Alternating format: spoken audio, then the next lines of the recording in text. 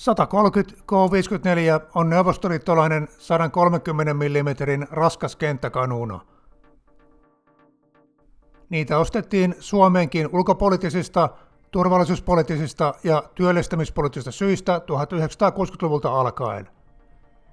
Usea sukupolvi tykkimiehiä on päässyt tutustumaan sen saloihin. 130 K54 on suorastaan brutaalin rujo sotakone.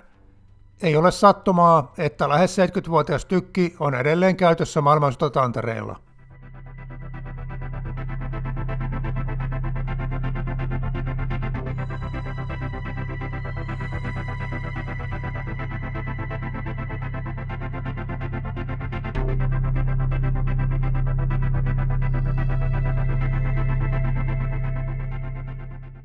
Tykin asemaanajoesitys on kuvattu osana Museo Militarian ja Tykkimiehet ry:n Kylmän sodan tykkimiehet -hanketta. Kuvausten teknisenä asiantuntijana toimivat Satakunnan tykistörykmentin EVP-opistoupseerit.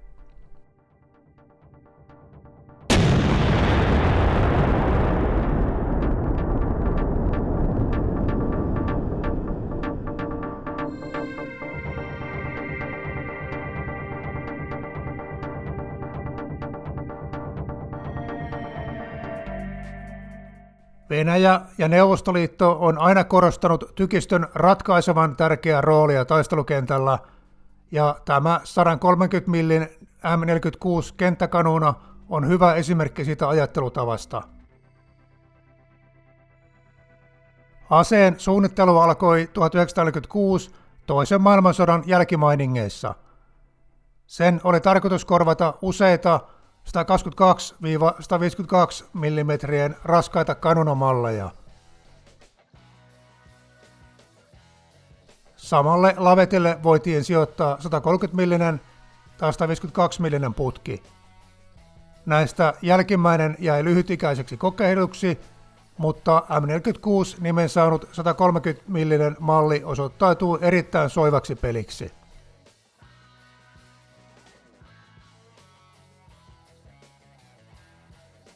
Hinattavan tykin silmiinpistävä ominaisuus on yli 7,5 metrinen putki, mikä antoi ammukselle huomattavan suuren lähtönopeuden ja kantaman. Tehokas tykki vaati tietenkin raskasta lavettirakennetta. Pitkien lavettihaarien päissä ovat suuret irtokannukset, jotka ankkuroidaan maahan ammuttaessa. Kilpi on suhteellisen pieni, ja putken molemmin puolin on sijoitettu hidastin- ja palautinsylinterit. Nämä yhdessä pitkän putken ja matalan rakenteen kanssa antoivat 130 K54 sen tunnusomaisen ulkonäön.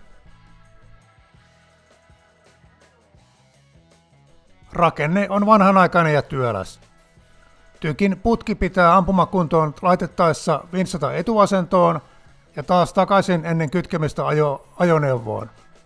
Samaten perushuolto sisältää 51-kohtaisen rasvattavien ja öljyttävien kohteiden listan. Rautaa ei ole säästelty ja suunnittelussa ei ole turhaan hukattu aikaa ergonomian kaltaisiin hömpötyksiin. Ase oli kuitenkin tarkka ja ammus tosiaan lähti putkesta vauhdikkaasti. Reilu 25 kilometrin kantama oli maailman kärkiluokkaa silloin ja on kiitettävä lukema edelleenkin. Venäläiseen tapaan tykin panokset on sijoitettu metallisiin hylstyihin eli kartusseihin. Pisimmille etäisyyksille tarkoitetun täyspanoksen kartussissa on 13 kiloa ruutia, jolloin tykkiin kohdistuu huomattavan kova rasitus. NATO sai vihjeä uudesta tykistä 1954, kun se esiteltiin vappuna Moskovan suuressa sotilasparaatissa. Ase tunnetaan lännessä termeillä M1954 ja M46. Suomessa tykki sai ensi esiintymisessä mukaan tunnisteen 130 K54 eli 130 mm kanuuna vuodelta 1954.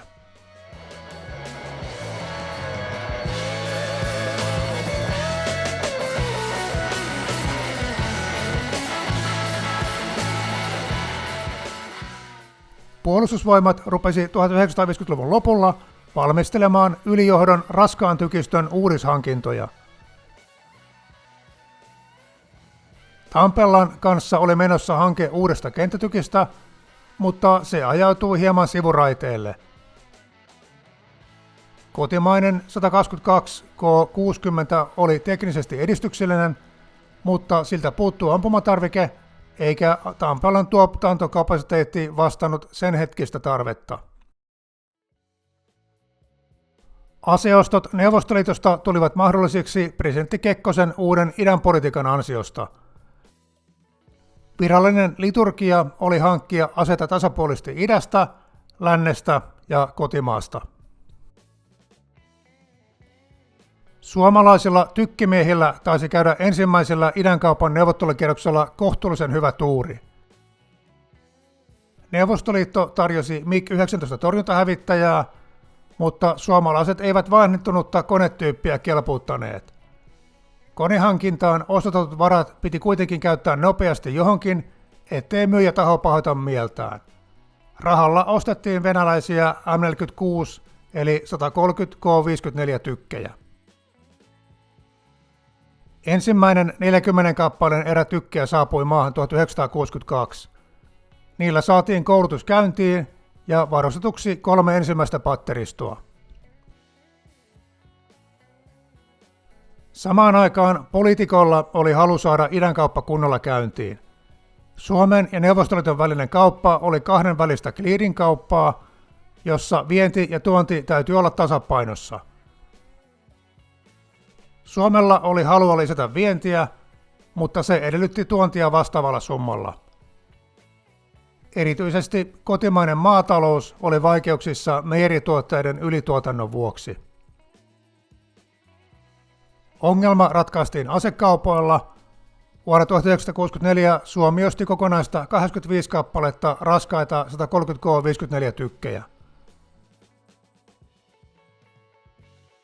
Tykkimalli kantoikin pitkään hieman ilkeää Voi-tykki -lempinimeä. Lisähankintoja tehtiin myöhemminkin. 130 K54 tykkien kokonaismäärä nousi 156 vuoteen 1973 mennessä. Tykkejä hankittiin myös liikkuvan rannikkotykistön käyttöön. Siihen 130 K54 sopi erinomaisesti pitkän kantamansa vuoksi, mutta tykkiin jouduttiin tekemään muutoksia. Sivu- ja korosuuntaus jaettiin eri henkilöiden tehtäväksi, mikä mahdollisti liikkuvan merimaalin ampumisen. Viimeinen 166 kappaleen erä näitä työjuhtia hankittiin Saksojen yhdistymisen poistomyynnistä 1990-luvun alussa. Sieltä saatiin hankittua niin paljon erimallisia tykkejä ja laukauksia, että viimeisetkin toisen maailmansodan aikaiset kenttätykit voitiin poistaa sotavarustuksesta.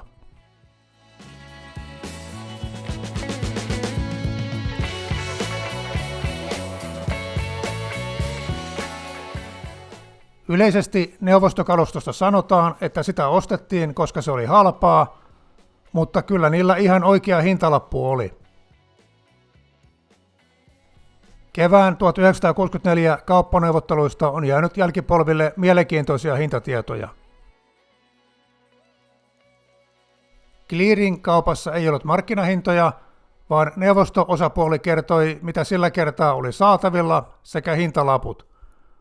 Ostajan rooli oli valita listalta molempia osapuolia tyydyttävä määrä tuotteita. Yksittäinen 130 K54 on tuplasti kalliimpi kuin sen veturiksi hankittu ATS-telatraktori. 2 tykin hinnalla olisi saanut T-54 panssarivaunun, 3 hinnalla T-55. Patteriston eli 12 tykin hinta lähenteli yhtä MiG-21 torjuntahävittäjää. Tuohon päälle tuli tietenkin välttämättömät oheishankinnat.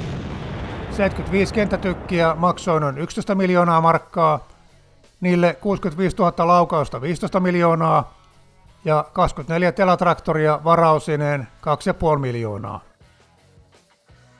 Hintatasosta saa käsityksen vertaamalla automainoksiin. Tavallinen perheauto maksoi tuohon aikaan noin 8 000–12 000 markkaa.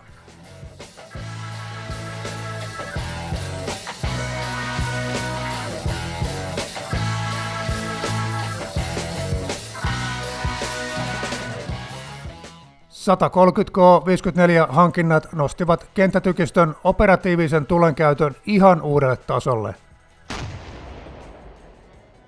Pitkä kantama mahdollisti vastatykistötoiminnan ja muut monipuoliset tulitehtävät. Konkreettisena esimerkkinä 1950-luvulla ylijohdon tykistöllä ei ollut edes tykkikalustoa lainkaan, vaan operoivat kalustopulon vuoksi 120 millin granaatin heittimillä, jonka kantama oli noin 5,7 kilometriä. Uusien 130 epäsuoran tulenkäytön minimietäisyys oli 6 kilometrin luokkaa.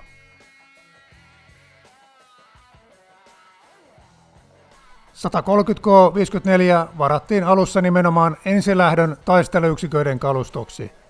Kun tykkejä saatiin vuosien varrella lisää, niin vastaava määrä antiikkitykkejä siirtyi eläkeputkeen. Uusi ase edellytti myös muita hankintoja. Yli 8 tonnin painosta tykkiä ei todellakaan siirrelty mihinkään hevosvaljakoilla, eikä edes silloisilla tykinvetäjäkalustolla. Tykkien mukana hankittiinkin isompia ATS-telatraktoreita. 130K54 pitkä kantama oli haaste myös tuon ajan viestivälineistölle. Kelvollisesta radiokalustosta oli pulaa, se korjaantui kunnolla vasta 1980-luvun aikana. Reserviläiset muistelevat mielellään, kuinka kankea, työläs ja myös tehokas 130K54 oli.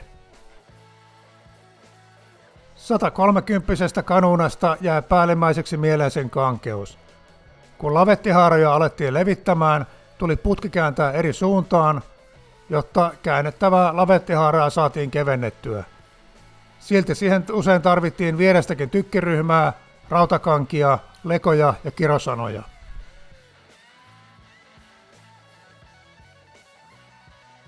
Kun kuvattiin tykin asemanajoa, niin saatiin malliesimerkki tykin kankeudesta. Aamun harjoituksissa toinen kannuksista oli jotenkin jumissa. Sen hienosäätö suoritettiin muutamalla höyhenin kevyellä likan napautuksella.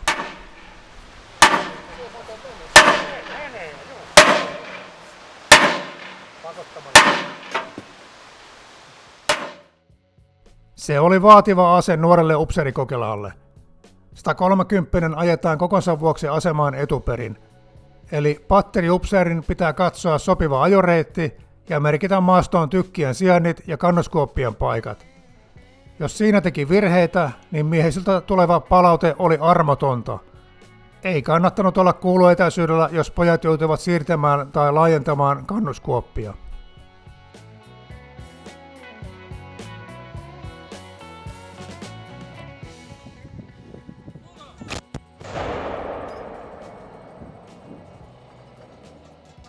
Kaikista haasteista huolimatta 130 oli varsin kelpo tykki Suomen raskaalle. Se oli tarkka ja sen ampumamatkat olivat suurempia kuin 122. Rovajärven harjoituksissa tuli pysyy hyvin koossa. Tykin kanssa ei myöskään sattunut mekaanisia ongelmia. Viereisen jaoksen uudempi 155 kanuunat nikottelevat pitkin ampumaharjoitusta, mutta 130 se vaan jaksoi niin kauan kuin sitä pyysi.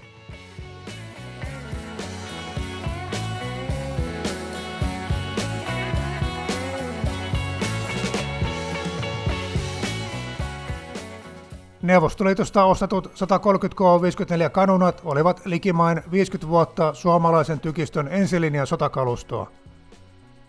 Tykki sinällään olisi ihan toimiva peli edelleenkin, mutta niiden panokset vanhenivat massamaisesti.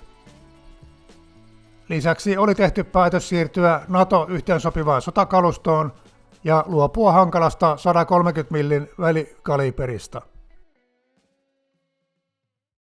Joitakin modernisointisuunnitelmia oli ilmassa, mutta lopulta todettiin, että vedettävä tykkikalusto ei ollut enää uuden vuosituhannen koettaessa nykyaikaa.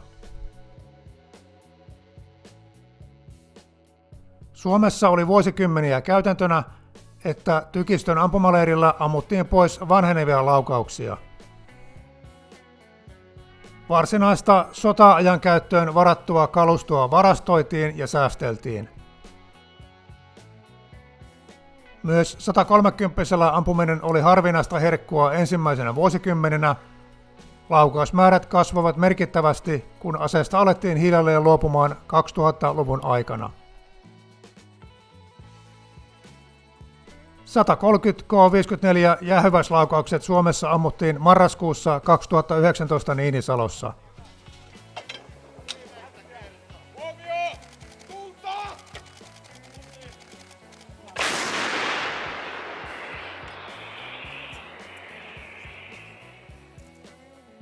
Tykki ei sentään Suomesta kokonaan kadonnut, kaikkia ei keretty edes romuttamaan, vaan osa myytiin keräilijöille ja harrastajille. Eli jos mökkinaapurin tontilta pilkistää valtavan pitkä tykinputki, niin isolla todennäköisyydellä se on juurikin voitykki, eli 130 K54.